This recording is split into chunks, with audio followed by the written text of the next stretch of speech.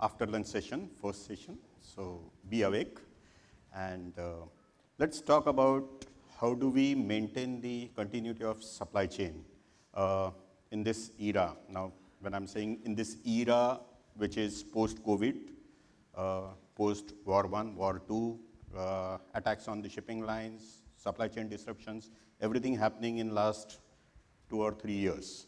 So what are we doing?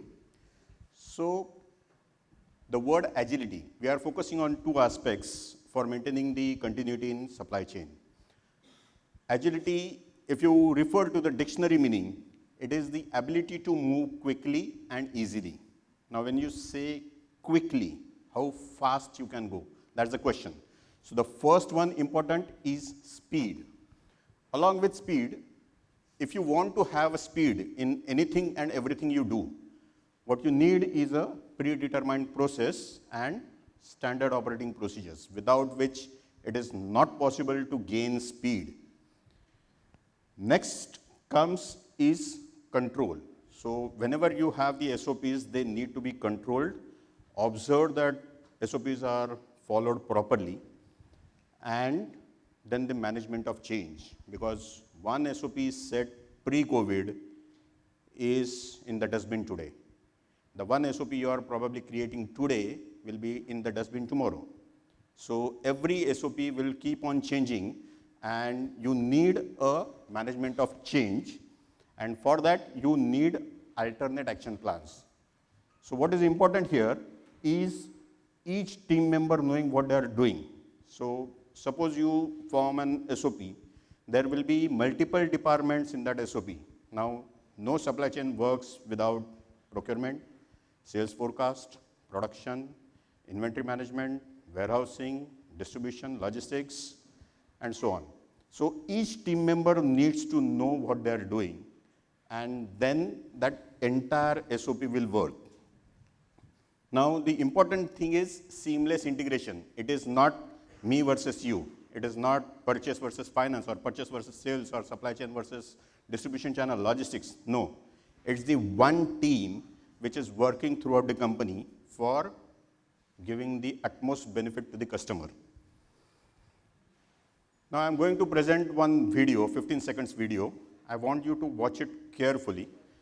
Now, post-COVID era, all the supply chain leaders are concentrating, focusing on what they need.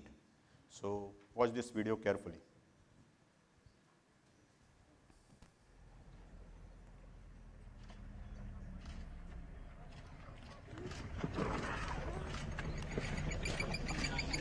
Where the hell did she go? What happened? So here, the lion is attacking the deer. Okay, I'm looking at this video. Now I'm presenting this video in the context of supply chain challenges and risk mitigation. Now we have to see this video from 2 angles. One is lion attacking, and second is deer saving itself. Now for the deer, the need is to drink the water because it is starving, and it has a threat of the lion. So watch it from the angle of lion, the angle of deer, and the SWOT analysis. Please watch this video again. It's a very short video.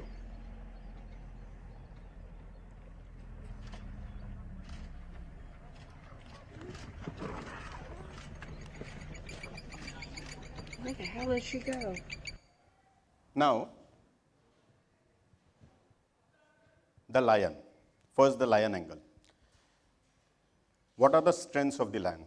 Lion's strength is not taking the speed at a very short period. It's not his strength. So it has to start early. There is a lag.